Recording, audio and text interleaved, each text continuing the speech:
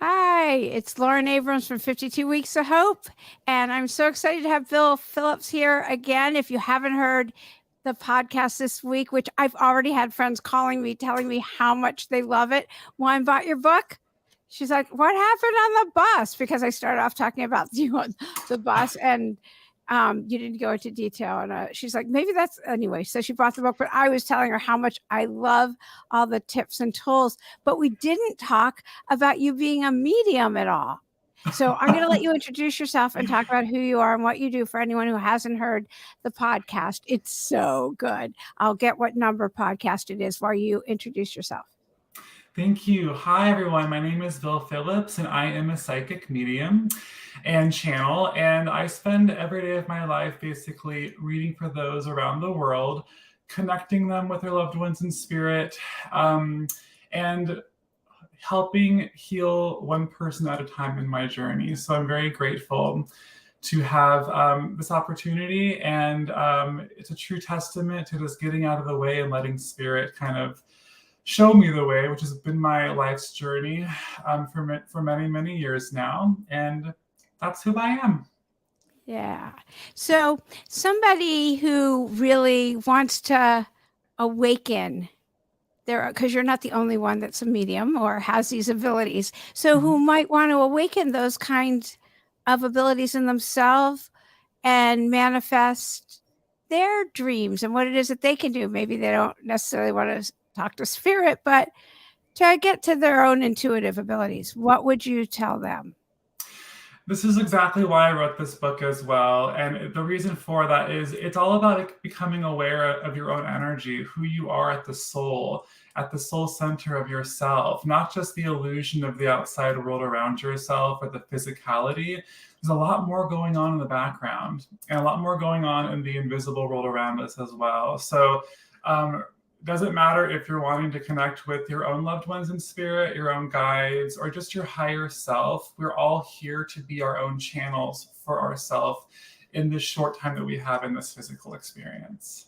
So how would somebody tap into that? What are actual, because you give such easy, okay, I don't say this often. I wasn't just saying it on the episode, but there are the easiest, like a page and a half. It's the easiest tools ever in this book.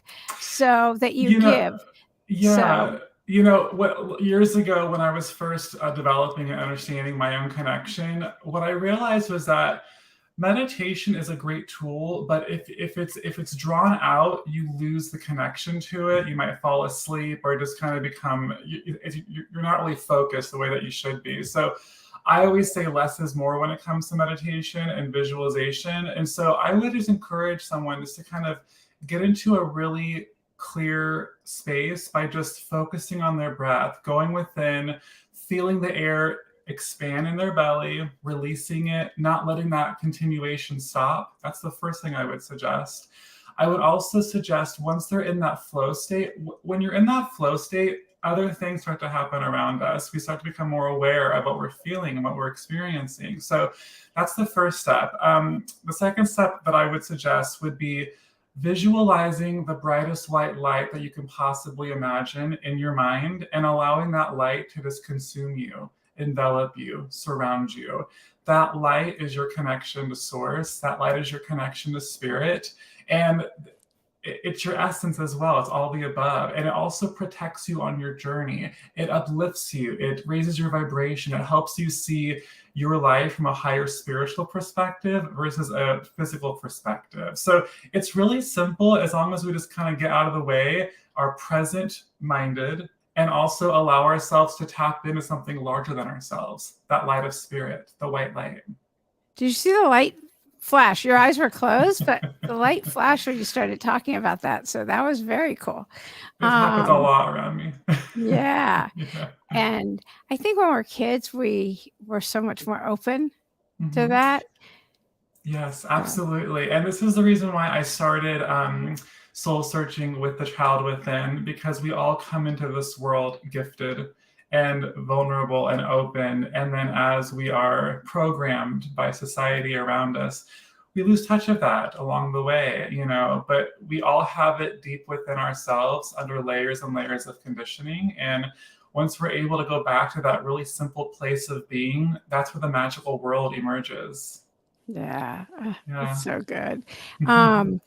Okay, so you talk a lot about setting an intention. Like I set an intention that we'd be of service to whoever is listening, and welcome to those of you watching the recording. And so let's talk about that a little bit, because that's so important.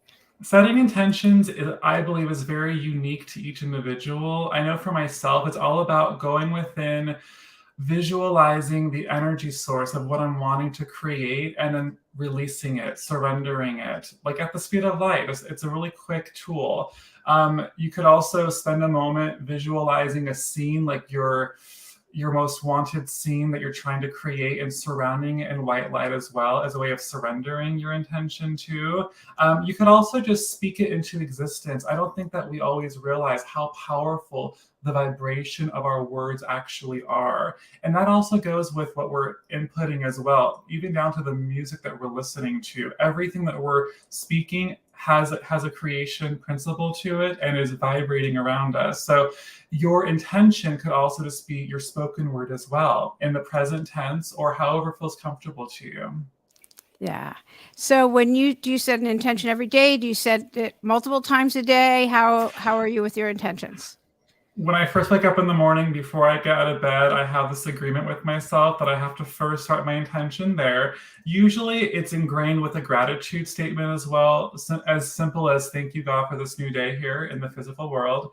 And then that goes into what I'm wanting to experience that day, more flow in my space, success, clarity, whatever I'm looking for in my day that day. I'll just kind of think of the word, feel the vibration of that word around me, and then let go of the energy with it. And then I'll do that again an hour later. I'll see my day as well. I'll see myself helping my clients as well, giving them peace, giving them clarity, giving them healing, and I'll let that go too. So I'm doing it consistently throughout my day.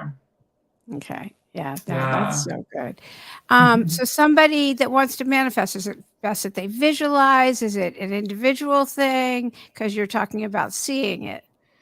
Absolutely. I believe that our thoughts and feelings go hand in hand. They're interchangeable. So if someone's not really a visual person, but they're very, clairsentient, or they feel things strongly, empathic, which we all are, then I would encourage someone to get into a place maybe that brings them back to a memory, something that really conjures up a positive moment in time for them. That's the breeding place for manifestation, actually, is when you're able to think and vibrate in a space that feels really expansive to you, right? Unlimited to you. We all have those moments, and usually they go back into our childhood as well, So but feeling those moments, and then also seeing it. But I also feel that writing is super, super powerful as well. Get a journal, write down what you want to create, look at it. I have journals from years ago that I go back to 15 years ago, and everything that I wrote down came to fruition in some way, shape, or form. So our words, our language with our higher self, and putting it on paper is super, super important with that process too. Oh, that's good. Okay, Yeah. so say there's something that you really want, and it comes to you, and you want to say yes, but you can't do it. Like you've got some other responsibility, you can't. And then you're like, oh, that was my opportunity.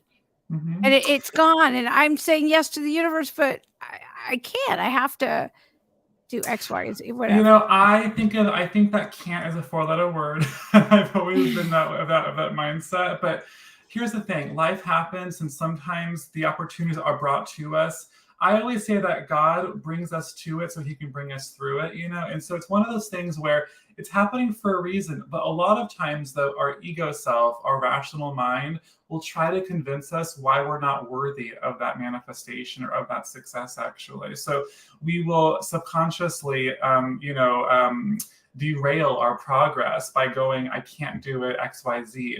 If that happens and the opportunity has passed, set the intention again. It will come back in another form as well. And so when that form comes back to you, be aware of it. Know that it's a gift every time you have the opportunity to step into your power.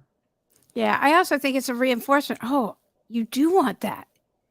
Like, oh, Absolutely. it awakened in Absolutely. you like, Yes. oh, yeah, see, you do. Absolutely. Yes. So, 100% agree with that. yeah. So, oh, it's so good. Yeah. What are the like right now, what are you seeing as the number one message that you really feel called to give to people?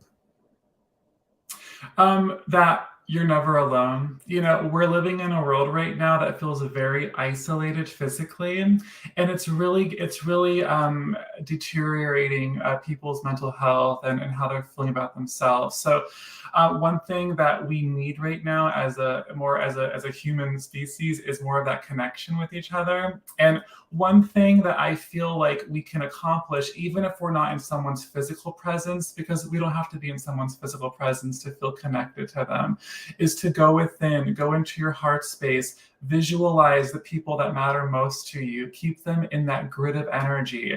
I refer to this as our spiritual web, actually. And when we're able to be in that space from within, when we're physically with people as well, those connections feel much more strong and concrete.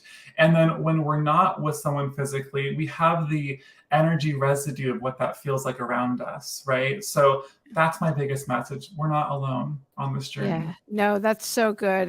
Yeah. The stats just came out this week, so that we're staggering about 18 to 20, 17 to 24-year-olds, 79% feel lonely. I mean, that's just so yeah, it's an important message. And then I was just listening this morning when I was getting ready to somebody who just sends meta energy, even on a plane, like start sending energy to all these different people. Will look up from a book or whatever on his iPad, a movie, and just start sending good energy to different people. By the time he disembarks, he feels like we're all family. He feels connected to everyone, even though they have no idea. It's so true. It's so It true. is. And unconsciously, we are all family. We're all here together, learning together. We're all one. Oh And so yeah. when you think of life in those ways, it makes the experience much more enjoyable for It us. does. It really does. I Hmm. used to send one white light to this pizza guy down the street from my office, and I always felt so warm to it. He had no idea who I was. I would see him out front, tossing the pizza in Beverly Hills. He had seriously, and Oh my I gosh. think of him and I smile.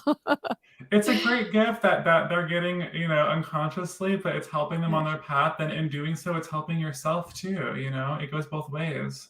Yeah. So, oh, that's so Yeah. great. So, anyone who Yeah. hasn't heard, I've got all of Bill's contact information is available. Just go to the website 52weeksofhope.com, and the link for his book and everything else. It's such a great book with so many tools.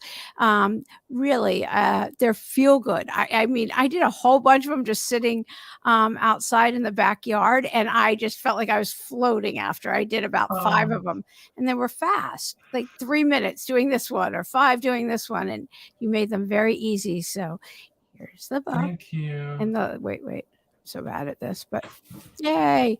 There, thanks. Yeah, you did that much better. Here's more practice. So I appreciate you going live with me, and yeah, we'll do this again. Thank you so much. Yeah.